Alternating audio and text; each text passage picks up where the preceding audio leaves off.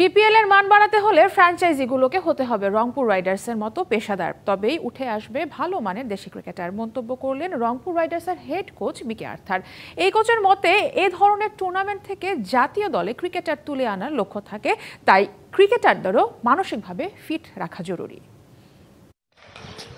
Global super লিগে Rangpur রাইডার্সকে champion করে এনে নুরুল হাসান সোহানদের নামিয়ে দিয়েছেন বিপিএলে, সেখানেও উঠছে রংপুর রাইডারদের এই ড্যাম কেয়ার ক্রিকেটের কারিগর head coach Mickey Arthur. BPL নিয়ে মন্তব্য করতে গিয়ে ঠোঁট কাটা মন্তব্য এই প্রোটিয়ার। সবার আগে প্রয়োজন পেশাদার ফ্র্যাঞ্চাইজি।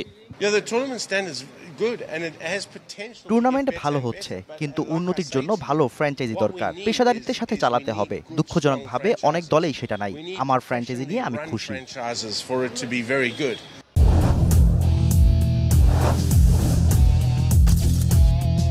আর্থারের কাছে লোকাল ক্রিকেটারদের গড়ে তোলার মঞ্চ বিপিএল, সেজন্য বেশি সময় দেন বাংলাদেশিদের। অন্যদেরও সেটাই করতে হয়, তবে ফ্র্যাঞ্চাইজি পেশাদার না হলে খেলায় মনোযোগ ব্যাহত হতে পারে।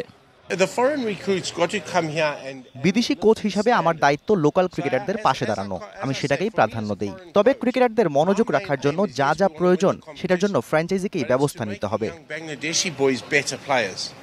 অস্ট্রেলিয়ার কোচ থাকাকালীন 2013 বর্ডার গাভাস্কার ট্রফিতে হোমওয়ার্ক না করায় 4 ক্রিকেটারকে বাদ দিয়েছিলেন মিকি আর্থার। এখনও ধরে রেখেছেন সেই কঠোর চরিত্র, আবার ক্রিকেটারদের সাথে মিশেও থাকেন বন্ধুর মতো।